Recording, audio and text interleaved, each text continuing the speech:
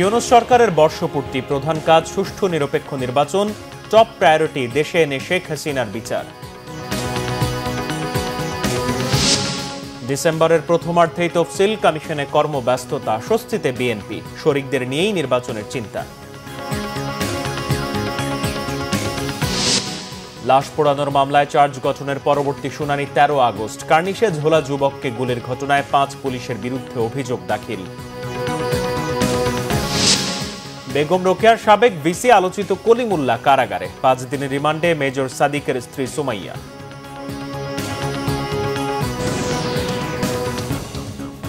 দেখছিলেন crown cement সংবাদ শিরোনাম, এবার বিস্তারিত।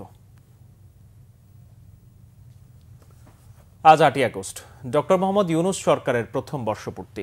রক্তাক্ত এক অপশাসনের পর ছাত্র জনতার অভ্যুত্থানে ফ্যাসিস্ট শেখ হাসিনা পালিয়ে যাওয়ার 3 দিন পর প্রধান উপদেষ্টা হিসেবে রাষ্ট্র ক্ষমতার হাল ধরেন দেশের একমাত্র নোবেল বিজয়ী ডক্টর মোহাম্মদ ইউনূস। ছাত্র প্রতিনিধি সহ শপথ নেয় উপদেষ্টা পরিষদও। গত 1 বছরে এই সরকার কতটা পূরণ করতে পেরেছে জনপ্রত্যাশা? মানুষ যে পরিবর্তনগুলোর আশা করেছিল তার কতটা বাস্তবায়ন হয়েছে? সুশাসন আর আইনের শাসনের পথে কতটা এগুলো বাংলাদেশ? বিশ্লেষকদের বক্তব্যে উঠে এসেছে এই সরকারকে নিয়ে মানুষের আশা আর হতাশার চিত্র। মহিবুল্লাহ মহিবের রিপোর্টে বিস্তারিত। প্রধানমন্ত্রী পদত্যাগ করেছেন।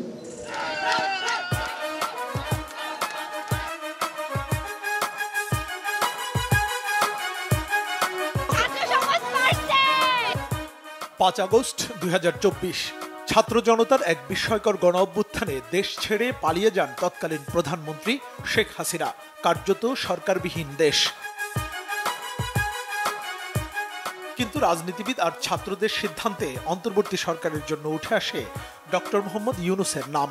তখন তিনি ফ্রান্সের রাজধানী প্যারিসে সফর সংক্ষিপ্ত করে 8 আগস্ট দেশে ফেরেন তিনি। বিমানবন্দরে তাকে স্বাগত জানায় ছাত্র জনতা। সেখানেই তিনি তাৎক্ষণিকভাবে জানান নিজের প্রতিক্রিয়া। এটা আমার কথা যদি না শোনেন আপনারা, তাহলে আমার প্রয়োজন এখানে নাই, আমাকে বিদায় দেন, আমি আমার কাজে থাকি, সেখানে আমি ব্যস্ত থাকি।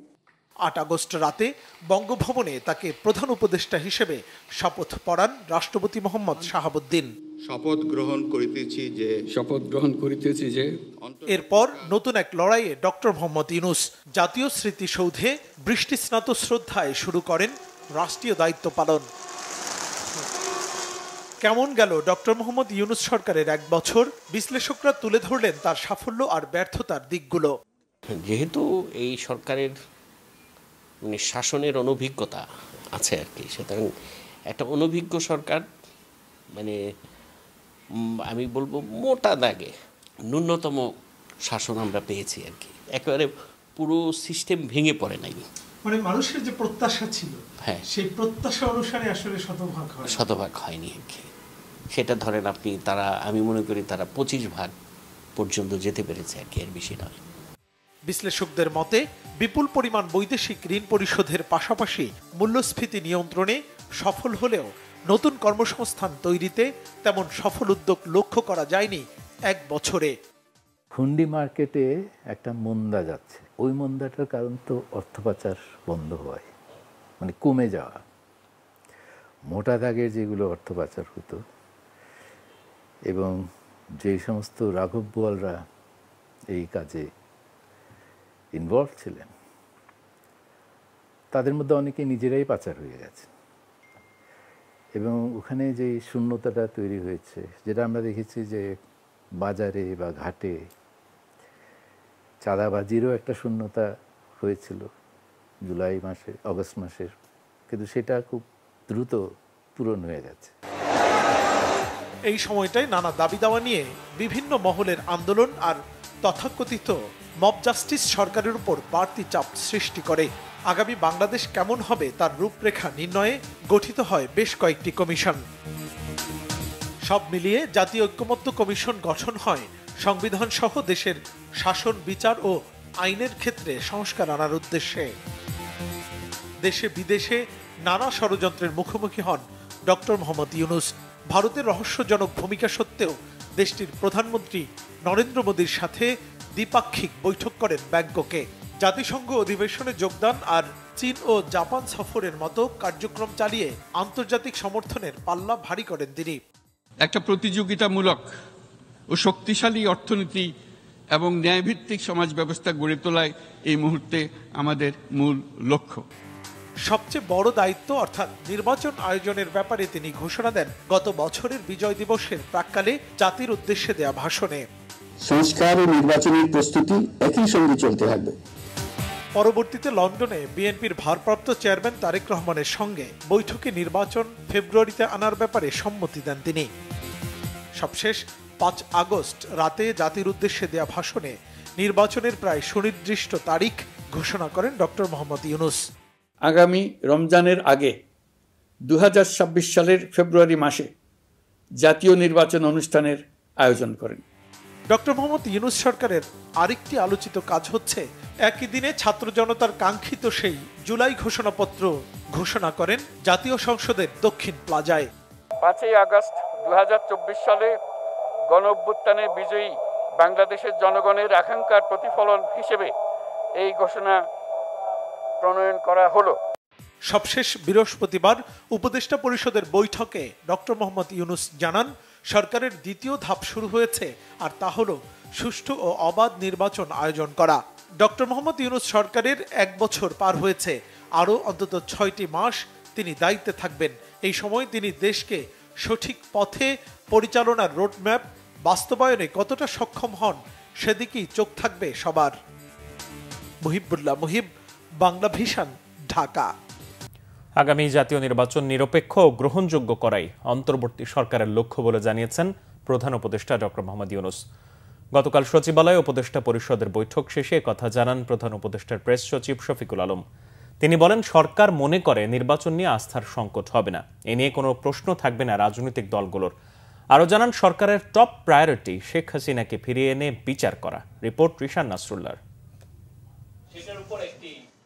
অন্তর্বর্তী সরকারের চলমান মেয়াদে প্রথমবারের মতো উপদেষ্টা পরিষদের বৈঠক হয় সচিবালয়ে। বৈঠকে জাতীয় নির্বাচন এবং সরকারের বিভিন্ন কাজের পর্যালোচনা প্রতিবেদন উপস্থাপন করা হয়। বৈঠক শেষে ব্রিফিংয়ে প্রধান উপদেষ্টার প্রেস সচিব জানান, উপদেষ্টা পরিষদ এ পর্যন্ত 315টি সিদ্ধান্ত নিয়েছে, যার মধ্যে প্রায় 80% বাস্তবায়ন হয়েছে। এখন পর্যন্ত অধ্যাদেশ হয়েছে 56টি, আর প্রক্রিয়াধীন রয়েছে আরও 10টি। সরকার গঠিত 11টি সংস্কার কমিশনের আশু বাস্তবায়নযোগ্য 121টি সুপারিশের মধ্যে বেশিরভাগই বাস্তবায়ন করা হয়েছে। জানান, অন্তর্বর্তী সরকারের প্রধান লক্ষ্য গ্রহণযোগ্য জাতীয় নির্বাচনের আয়োজন। ফেব্রুয়ারি মাসে ইলেকশন হবে যেই ডিক্লারেশন উনি দিলেন, তো সেটা তো আমরা দেখলাম যে রাজনৈতিক দলগুলো ওয়েলকাম জানিয়েছে। আর রাজনৈতিক দলগুলোর সাথে তো এর আগে অনেক দফা আলোচনা হয়েছে, সামনেও অনেক আলোচনা হবে। ওনাদের সাথে আমাদের একটা চলমান ডায়ালগ চলছে। আমরা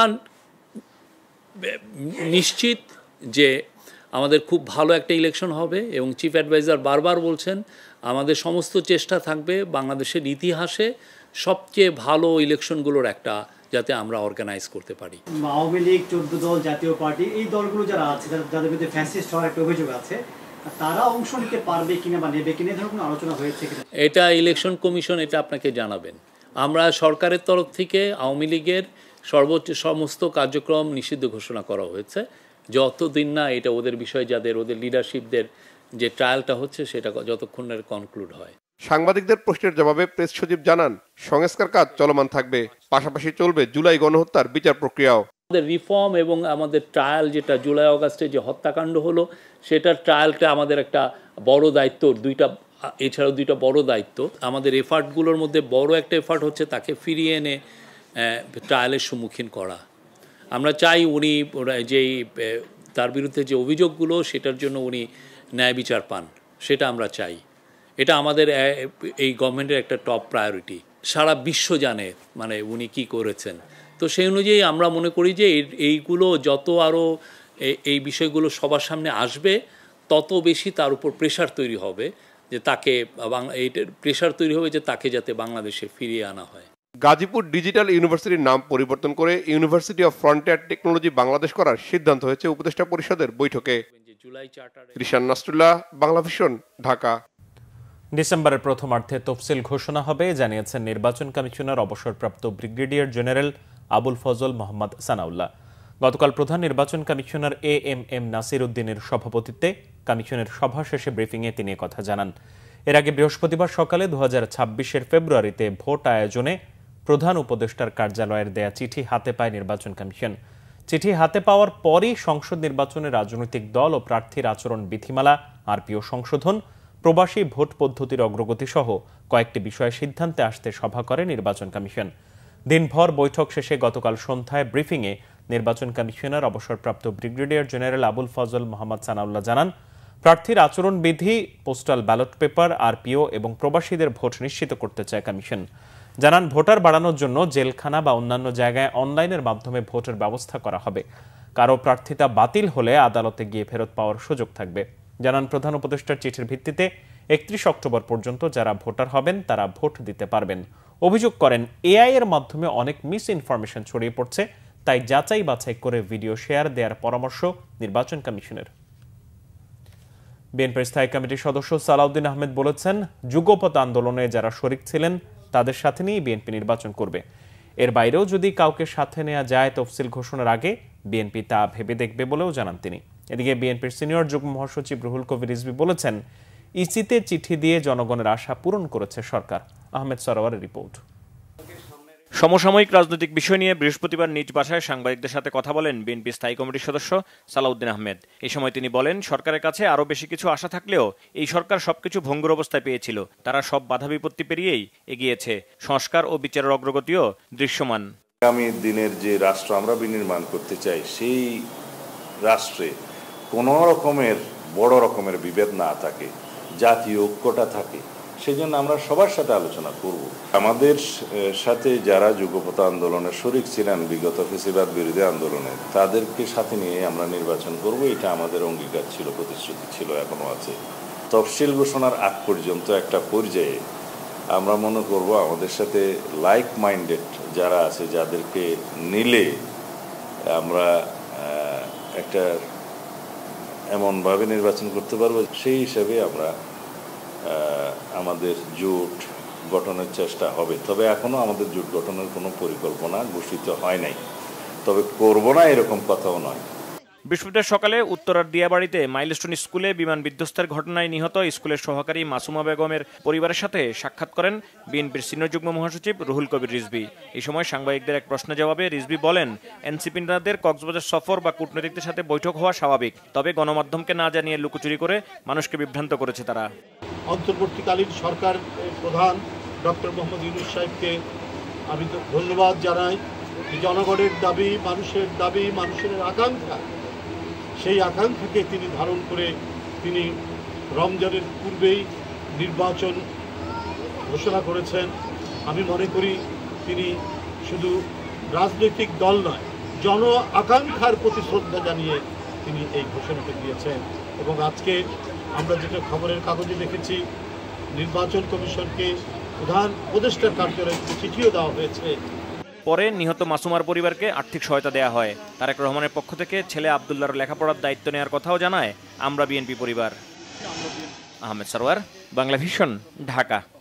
জুলাই গণঅভ্যুত্থানে আশুলিয়ায় 5 লাশ ও জীবিত একজনকে পোড়ানো সহ 7 জনকে হত্যার দায়ে মানবতা বিরোধী অপরাধের মামলায় অভিযোগ গঠনের শুনানি শেষ করেছে রাষ্ট্রপক্ষ।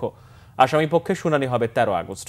বিচারপতি নজরুল ইসলাম চৌধুরীর নেতৃত্বে আন্তর্জাতিক অপরাধ ট্রাইব্যুনালে বৃহস্পতিবার রাষ্ট্রপক্ষে শুনানি করেন প্রসিকিউটর গাজী MH তামিম। এই মামলায় মোট 16 আসামির মধ্যে গ্রেপ্তার 8 আসামিকে সকালে ট্রাইব্যুনালে হাজির করা হয়। এছাড়া রামপুরায় গুলি করে 2 জনকে হত্যা ও কার্নিশে ঝুলে থাকা ব্যক্তিকে গুলির ঘটনায় সাবেক ডিএমপি কমিশনার হাবিবুর রহমান সহ 5 পুলিশ সদস্যের বিরুদ্ধে আনুষ্ঠানিক অভিযোগপত্র দাখিল করা হয়েছে। গত 19 জুলাই বিকালে ছাত্র জনতার আন্দোলন চলাকালে রামপুরায় হোটেলে কাজ শেষে ঢাকায় থাকা ফুফুর বাসায় ফিরছিলেন আমির হোসেন। বনশ্রী মেরাদিয়া সড়কের 2 পাশে পুলিশ ও বিজিবির গাড়ি দেখে ভয়ে প্রাণ বাঁচাতে পাশে থাকে একটি নির্মাণাধীন 4তলা ভবনের ছাদে ওঠেন তিনি। ওই সময় পুলিশও তার পিছু নিলে এক পর্যায়ে ওই নির্মাণাধীন ভবনের ছাদের কার্নিশের রড ধরে ঝুলে থাকেন তিনি। এক পর্যায়ে আমিরকে লক্ষ্য করে 6টি গুলি করে পুলিশ। গুলি করার ওই ঘটনা এবং 2 জনকে গুলি করে হত্যার ঘটনার 1 বছর পর আনুষ্ঠানিক অভিযোগপত্র জমা দিল প্রসিকিউশন। দুর্নীতি দমন কমিশনের একটি মামলায় বেগম রোকেয়া বিশ্ববিদ্যালয়ের সাবেক উপাচার্য নাজমুল আহসান কলিমুল্লাহকে কারাগারে পাঠানো হয়েছে। গতকাল ঢাকা মহানগর সিনিয়র স্পেশাল জজ জাকির হোসেন গালিবে আদেশ দেন। দুদকের দায়ের করা এই মামলায় বলা হয়, সাবেক উপাচার্য সহ মোট 5 জন পরস্পর যোগসাজশে সরকারি নিয়ম নীতি উপেক্ষা করে উন্নয়ন প্রকল্পে নানা অনিয়ম ও দুর্নীতির মাধ্যমে অর্থ আত্মসাৎ করেছেন। দুদকের আবেদনের প্রেক্ষিতে আদালত অভিযুক্তদের বিদেশ যাত্রায়ও নিষেধাজ্ঞা জারি করেছেন। বৃহস্পতিবার রাজধানীর মোহাম্মদপুরের নিজ বাসা থেকে কলিমুল্লাহকে গ্রেপ্তার করে গোয়েন্দা পুলিশ। উপাচার্য থাকাকালে নাজমুল হাসান কলিমুল্লাহর বিরুদ্ধে বহু অনিয়মের অভিযোগ ওঠে। মাসের পর মাস ক্যাম্পাসে অনুপস্থিত থাকায় তার বিরুদ্ধে আন্দোলনও হয়েছিল বেগম রোকেয়া বিশ্ববিদ্যালয়ে। কার্যক্রম নিষিদ্ধ আওয়ামী লীগ নেতাকর্মীদের গেরিলা প্রশিক্ষণের ঘটনায় গ্রেপ্তার মেজর সাদিকুলের স্ত্রী সুমাইয়া জাফরিনকে 5 দিনের রিমান্ড দিয়েছে আদালত। তাকে ভাটারা থানার সন্ত্রাস বিরোধী আইনের মামলায় গ্রেপ্তার দেখানো হয়েছে। জেএমপির মিডিয়া শাখার উপ পুলিশ কমিশনার তালেবুর রহমান জানিয়েছেন, বুধবার রাতে সুমাইয়াকে গ্রেপ্তার করা হয়। এই মামলার অন্য আসামিদেরও আইনের আওতায় আনার কথা জানান ডিসি মিডিয়া। 8 জুলাই বসুন্ধরায় কেবি কনভেনশন হল তারা ভাড়া নিয়েছিল বিদেশে লোক পাঠানোর প্রশিক্ষণের মিথ্যা তথ্য দিয়ে। সেখানে রাষ্ট্রবিরোধী ষড়যন্ত্র করার দাবি করেন গোয়েন্দারা। এই ঘটনায় 13 জুলাই ভাটারা থানায় সন্ত্রাস বিরোধী আইনে মামলা করা হয়েছিল। গ্রেপ্তার করা হয়েছে 28 জনকে। গাজীপুরে চাঁদাবাজি নিয়ে লাইভ করার পর স্থানীয় সাংবাদিক আসাদুজ্জামান তুহিনকে কুপিয়ে ও গলা কেটে হত্যা করেছে দুর্বৃত্তরা। গতকাল রাত 7:45টার দিকে মহানগরীর ব্যস্ততম চান্দনা চৌরাস্তায় মসজিদ মার্কেটের সামনে এই ঘটনা হয়।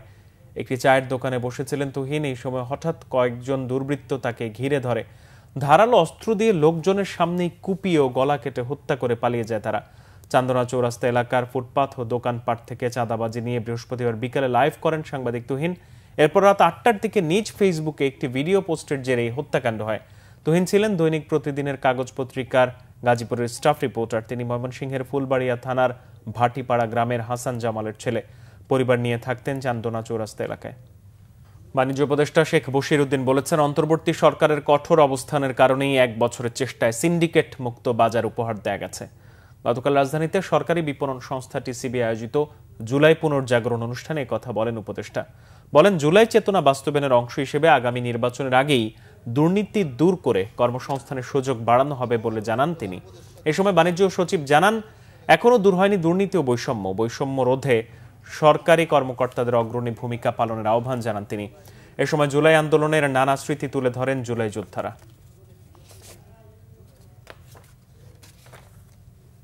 কোটা সংস্কার আন্দোলন দমাতে হাসিনার জুলুম নিপীড়ন শুরু হয় 16 জুলাই। এদিন থেকেই ছাত্র জনতার ওপর শুরু হয় আইন শৃঙ্খলা বাহিনীর নির্বিচারে গুলি। সহিংসতায় প্রতিদিনই বাড়তে থাকে হতাহতের সংখ্যা। শুধু সরকারি হিসেবেই 16 থেকে 28 জুলাই পর্যন্ত নিহতের সংখ্যা দাঁড়ায় 147 জনে। এসবের এক পর্যায়ে শিক্ষার্থী ও সাধারণ মানুষের সাথে রাজপথে নেমে আসেন সাবেক সেনা কর্মকর্তারা, যাদের দেখে অনুপ্রাণিত হন বর্তমান সদস্যরাও, যা শেখ হাসিনার পতনকে আরও ত্বরান্বিত করে। জুলাই অভ্যুত্থানে সাবেক সেনা সদস্যদের ভূমিকা নিয়ে আরও জানাচ্ছেন শুভ মাহফুজ।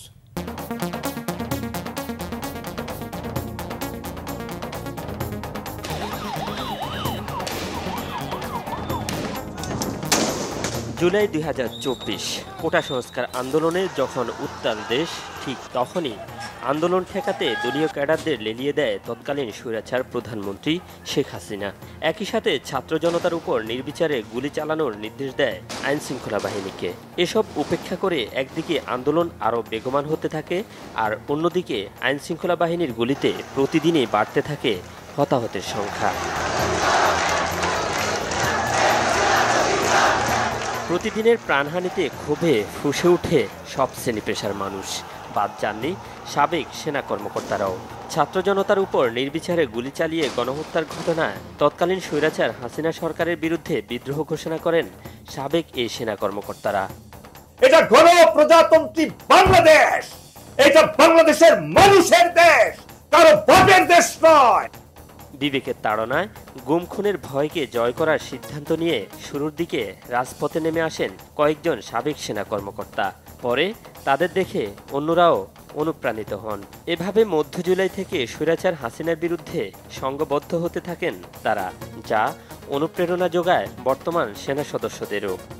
নির্মম নিষ্ঠুরভাবে সেই ছেলে মেয়েগুলোদের উপরে অত্যাচার করে আমরা সইতে পারিনি, সহ্য করতে পারিনি। আমরা যখন আবু সাইদ 2 হাত তুলে দিল 17 জুলাই, মনে আছে আপনার? এইটা দেখে আমরা আমাদের বাচ্চাদেরকে ধরে রাখতে পারিনি। আমাদের ঘরের বাচ্চারা, ছেলে মেয়েরা, ইভেন আমাদের স্ত্রীরা, তারাও কিন্তু জীবন দেওয়ার জন্য প্রস্তুত হয়ে গেল তখন। আর তাদেরকে থামানো যায়নি। এটা একটা স্ফুলিঙ্গের মতো জ্বলে উঠল। বিশ্বাস করেন, আমরা প্রস্তুতি হয়ে নিছি, হয় বাঁচব, গাজী থাকব, অথবা মরব, অথবা হাসিনার জেলে যাব, গুম হব, খুন হব। এই প্রস্তুতি আমাদের ছিল।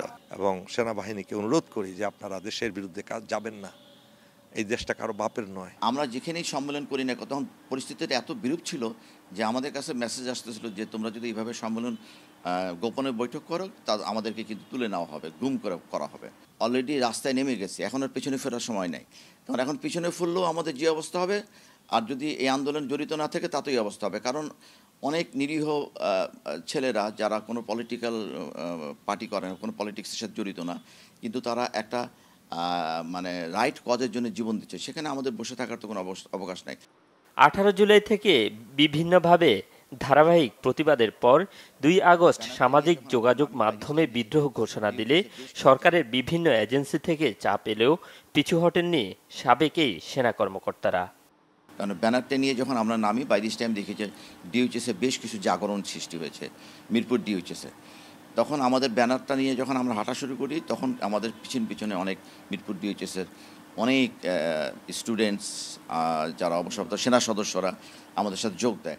তখনই আমরা বুঝলাম যে অ্যাকচুয়ালি সবাই একসাথে হয়ে গেছে মানসিকভাবে, কিন্তু এইটা হলো আমাদের এর মাধ্যমে প্রকাশ হচ্ছে যে তারাও আমাদের সাথে রয়েছে। আর্মি হেডকোয়ার্টার থেকে কোনো এক শাখা থেকে পরিষদকে বলা হলো কর্নেল হককে বলেন উনি যাতে আগামীকাল মিছিল বের না করেন। আমি বললাম শ্রদ্ধেয় স্যার, আমাকে বলে দিন যিনি ফোন করেছেন তাকে, যে আগামীকাল কর্নেল হকের দরকার নেই, বুলেট বের হয়ে গেছে, বুলেট আর ভিতরে প্রবেশ করবে না, আগামীকাল কর্নেল হক থাকবে না, কিন্তু এর চেয়েও বড় মিছিল বের হবে।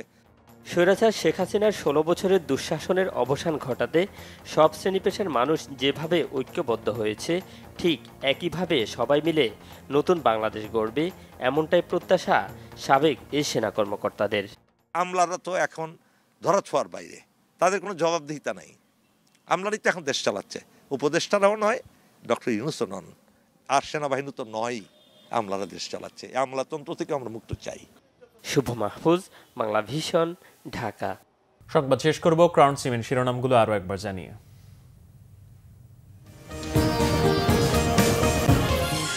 ইউনূস সরকারের বর্ষপূর্তি, প্রধান কাজ সুষ্ঠু নিরপেক্ষ নির্বাচন, টপ প্রায়োরিটি দেশে এনে শেখ হাসিনার বিচার। ডিসেম্বরের প্রথমার্ধেই তফসিল কমিশনে কর্মব্যস্ততা, স্বস্তিতে বিএনপি, শরিকদের নিয়েই নির্বাচনের চিন্তা। লাশ পোড়ানোর মামলায় চার্জ গঠনের পরবর্তী শুনানি 13 আগস্ট। কার্নিশে ঝোলা যুবককে গুলির ঘটনায় 5 পুলিশের বিরুদ্ধে অভিযোগ দাখিল। বেগম রোকেয়ার সাবেক ভিসি আলোচিত কলিমুল্লাহ কারাগারে, 5 দিনের রিমান্ডে মেজর সাদিকের স্ত্রী সুমাইয়া। এই ছিল এখনকার মতো, পরের সংবাদ সকাল 10টায়। এর আগে 9টা রয়েছে নিউজ টপ 10 দেখার আমন্ত্রণ রইল। এছাড়া বাংলা ভিশন সংবাদ ও সংবাদ সংশ্লিষ্ট অনুষ্ঠান দেখতে ভিজিট করুন www.bvnews24.com ও facebook.com/banglavishnnews এবং সাবস্ক্রাইব করুন youtube.com/banglavishnnews। ধন্যবাদ।